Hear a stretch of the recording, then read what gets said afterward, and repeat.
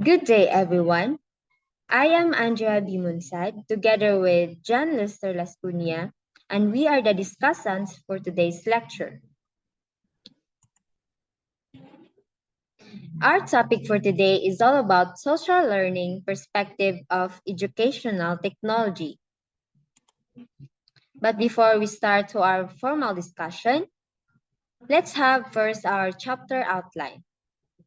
First is social learning. Second, features of technology in social learning. Third is building learning communities slash group. Last and lastly, analysis and measure group learning. And by the end of this chapter, you should be able to clarify the definition of social learning, build and manage a learning community, conduct interaction analysis through social network analysis and content analysis method.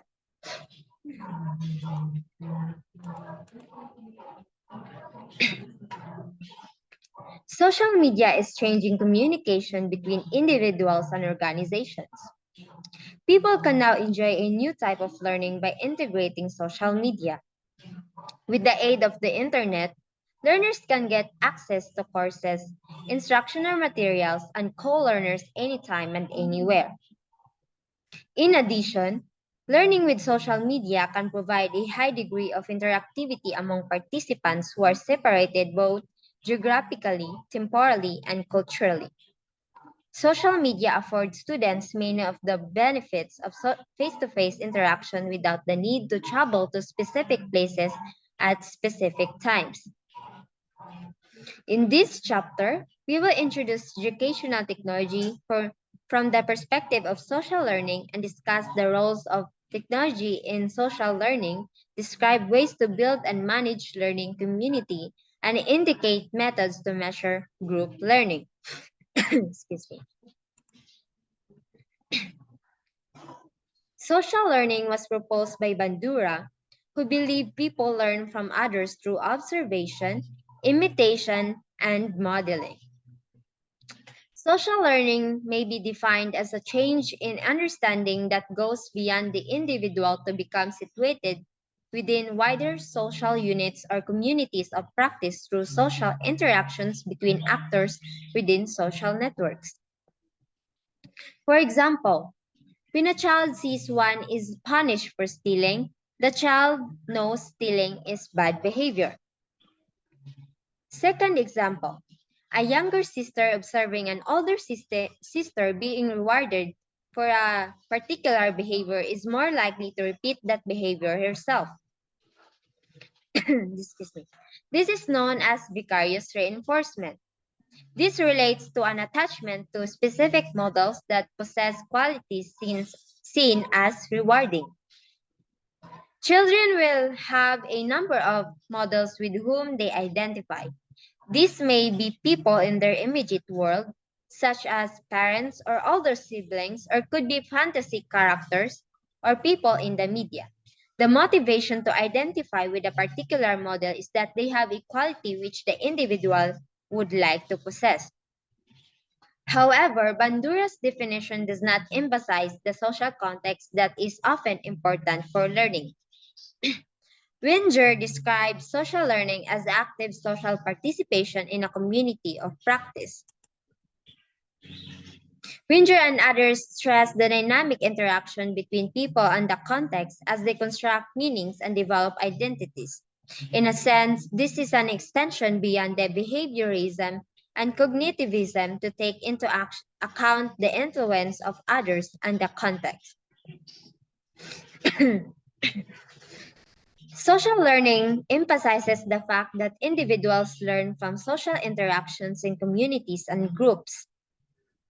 When students act as a part of a group, they can gain experience during collaboration and develop the important skills of critical thinking, self-reflection, and co-construction of knowledge. Specific benefits of social learning can be summarized into four major categories. The four major categories. First is social, second is psychological, academic, and assessment. First is social benefits. It contributes to the development of social support system for students. Learners works in groups or communities through social learning so they could get suggestions and informations from others to deal with questions and problems. Second is helps to build various understanding among learners and instructors. The different experience of learner would result in various understanding the same things. Positive relationships between different kinds of people are encouraged in social learning to develop broad perspective and understanding. Establishes a positive atmosphere for collaboration. Learners participate in interactions, usually hold a positive attitude and motivation that lead to active social responses to problems and results into a friendly environment. Second benefits of social learning is psychological benefits. First is student-centered instruction increases students' self-esteem. In a social learning setting, instruction is learner-centered. Learners are responsible for conducting inquiries, applying knowledge, and making meaning of new concepts. Next is cooperation reduces anxiety. In social learning setting, learners are usually in supported environments to manage conflict resolution and get help to solve problems. Third is develops students' positive attitudes towards teachers. In a social learning setting, the environment is open, which allows a teacher to have smooth conversations with students. In addition, teachers can better know students and give proper guidance. Third benefits of social learning is academic benefits.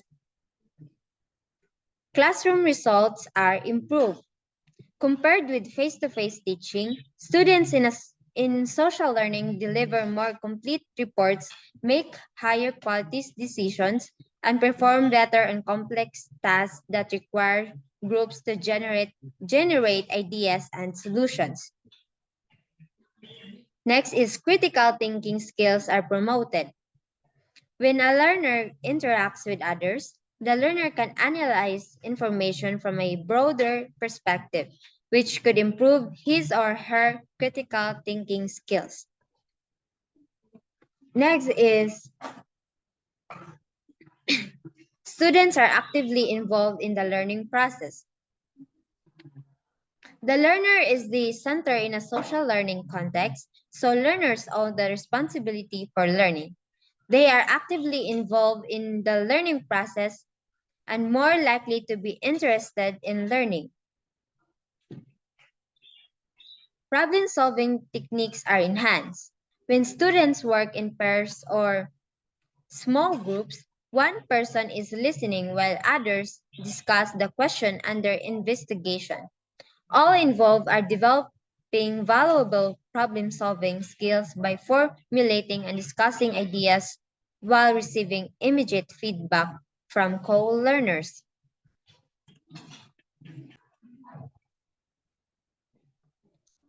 Next benefit of social learning is assessment benefits. It means collaborative teaching techniques utilize a variety of assessments. In social learning settings, the instructor has more chances to interact with students. Thus, instructors can assess students based on the quality of interactions in addition to exams and other artifacts. Next is to be discussed by John Lester. Features of technology in social learning. Technologies like Facebook, Friendster, LinkedIn, MySpace, Ning, Twitter, and WeChat plays a vital role in social interaction nowadays. These tools involve large-scale networks and the ability to interact in and contribute to large groups. It is beneficial in promoting social learning, such as providing community community platforms, learning resources, and contents, and learning activities. The feature of technology in social learning as follows. First, to promote student collaboration and knowledge creation.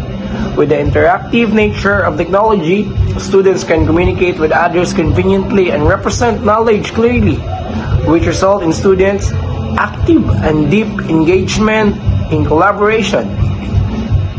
Second is to enhance student cognitive performance or foster deep understanding.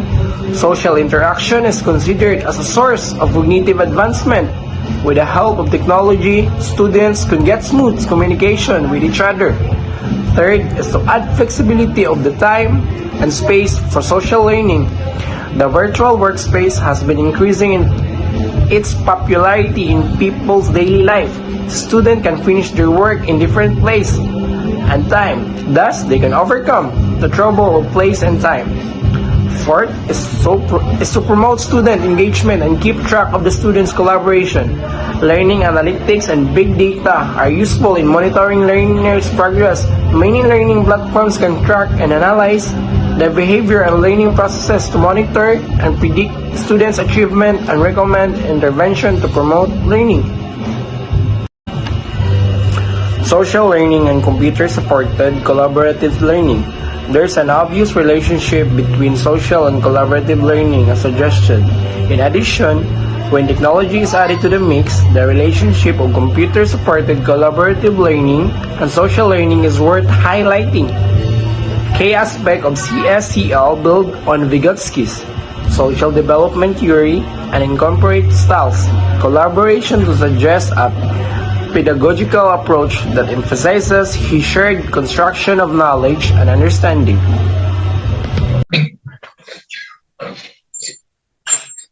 Thank you for that, Mr. Lascunha.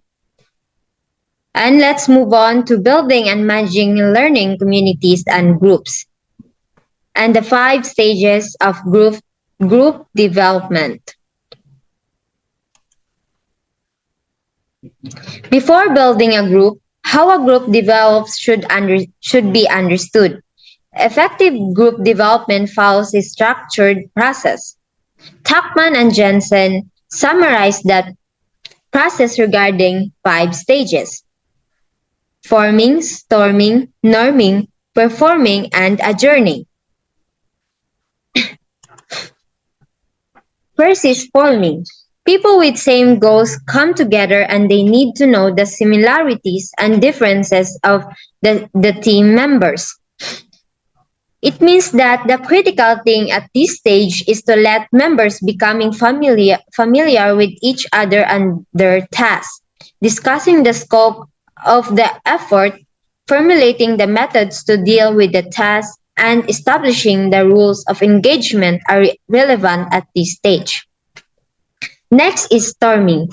When the group attempts to accomplish a task, conflicts about responsibility, division, or rules may surface. The important things at this stage are listening to others, clarifying ideas, finding solutions, and testing ideas. Next is norming. When the group overcomes a conflict, the members become more actively engaged and more involved in sharing information, maintaining community, and solving new issues. The important thing at this stage is group awareness that the group is effective. Indicators of group effectiveness at this stage are the clarification of interaction processes and taking actions to address problems. Next is performing. When the group reaches this stage, members are genuinely interdependent and the group has developed a real unity. Group members are highly oriented to tasks. They collaborate smoothly and play different roles according to the group needs. The important thing at this stage is solving problems at the best way to promote group development, but not all groups can reach this stage. And lastly, adjourning. The group is not always active or developing. means that a group can be terminated when the task is over or when the group disbands for any reason. The important thing at this stage is concluding the achievement, recognizing members' contributions, and giving members the chance to say goodbyes to each other. Group development is not always linear. The group process can loop back to storming when there are unsolved conflicts, or when new members join or difficulties in understanding tasks arise. Establishing rules of engagement in early stages of a group development will help when the group encounters problems in later stages.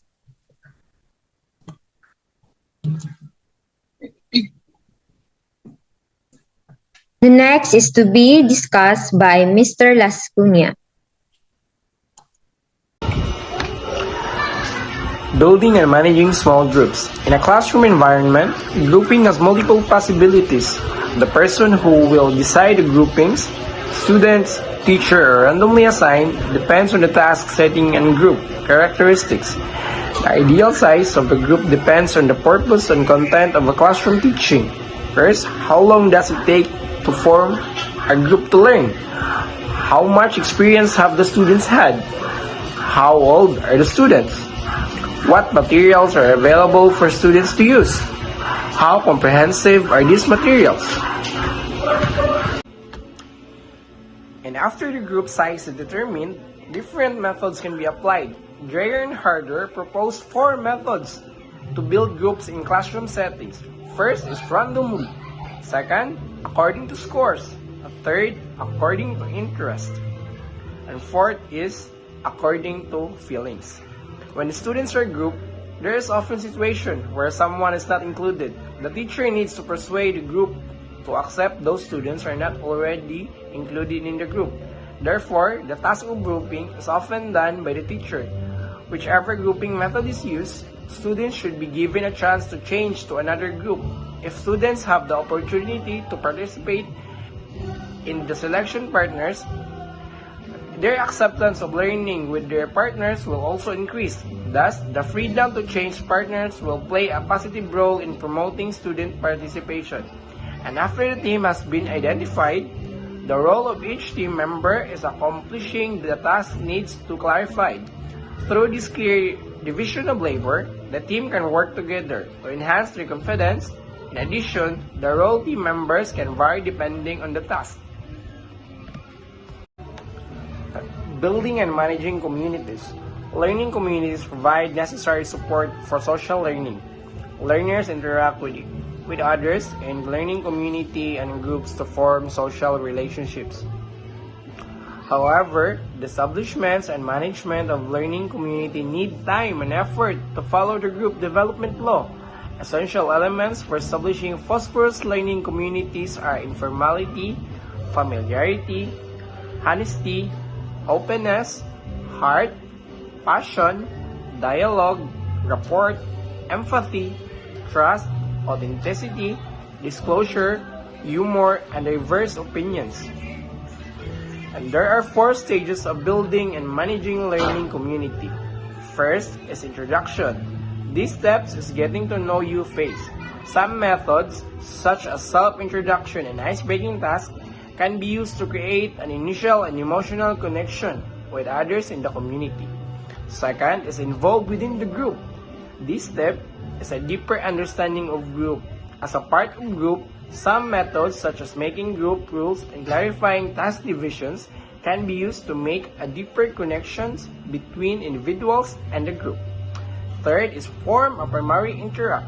This step is a normalization phase. The individuals in the group begin sharing information with each other.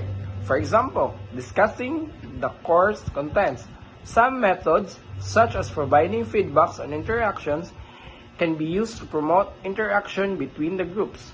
A fourth is promote real collaboration. This step is a real collaboration phase. The individual begin to form their ideas and actively reflect themselves. Some methods, such as writing reflection, can be used to enhance group members' collaboration. Thank you for that, Mr. Lascuna. And now let's move on to analysis and measure social learning. The ability to measure and to appreciate the complexity of the processes of social learning has benefited from advances in methodologies and development of computational power.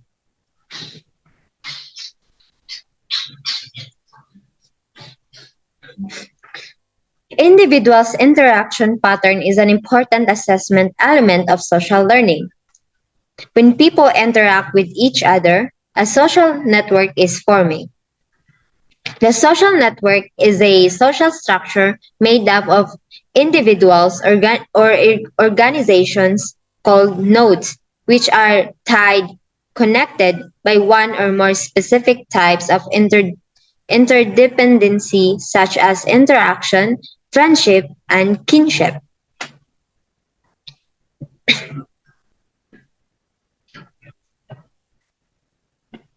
Assessment of social network should use a method named social network analysis. According to the constitution of social network analysis usually focuses on several key terms, such as sociogram, density, centrality, in degree, and out degree. First is sociogram.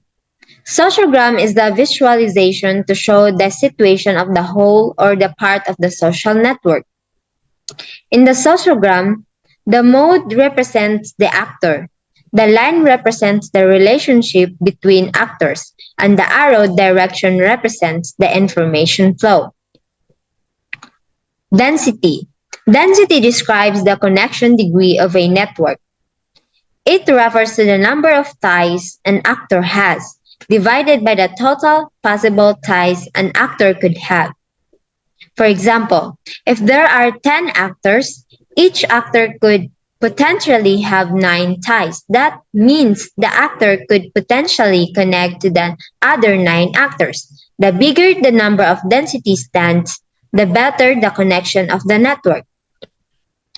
Next is centrality. Centrality describes the number of ties an actor has.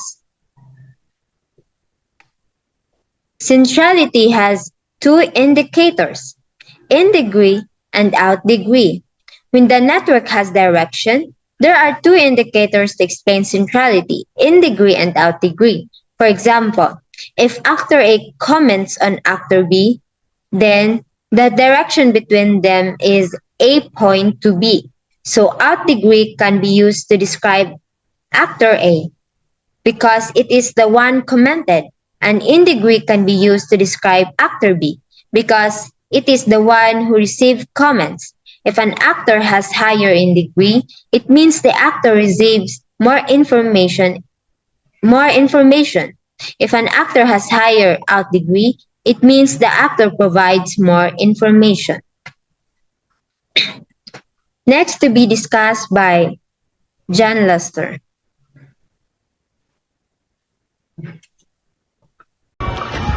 Content analysis. When individuals interact with each other, especially discussing and chatting, the understanding of the content could be become within the interaction. The social interaction is usually related to knowledge building. Knowledge building can be considered as a form of deep constructivism. Scardomalia and Berater define knowledge building as the production and continual improvement of ideas of value to a community that involves individuals and groups coming to a deeper understanding through interactive carrying, discussing, and continuing improvement of ideas. Content interaction is usually measured by content analysis, which is a method to analyze the procedure with text. The text usually includes chats, discussion boards, and log file data. The content analysis includes 3 steps. 1 is adapting the coding scheme. 2nd is coding the text. 3rd is analyzing the results. Cognitive task analysis. It is often useful to analyze performing tasks and solve problems related to that content. Cognitive task analysis as a well-established technique for doing such as an analysis. CTA makes use of observation, interviews, and talk aloud techniques to extract both explicit and implicit experience in solving problems and making decisions pertaining to the content to be learned. Common methods used in CTA include collecting preliminary knowledge, identifying relevant knowledge, representation, applying knowledge, elicitation, and techniques, and developing results in a manner suitable for testing with less experienced persons. One key aspect of cognitive task analysis is to identify key distinction and decision points that influence what a problem solver or decision maker does. And now let's move on to group performance. The traditional assessment methods, such as final tests, submitting artifacts, or products, are adapted to analyze the group performance. Through these assessments, we can infer what they know, can do, or have accomplished in general. A final test is a traditional method to evaluate the knowledge of learners. In the practice situation, making artifacts or products has been the standard assessment methods. The steps of product evaluating methods are similar to content analysis. Both of them need to adapt an evaluation scheme. After that, products should be assessed according to the scheme.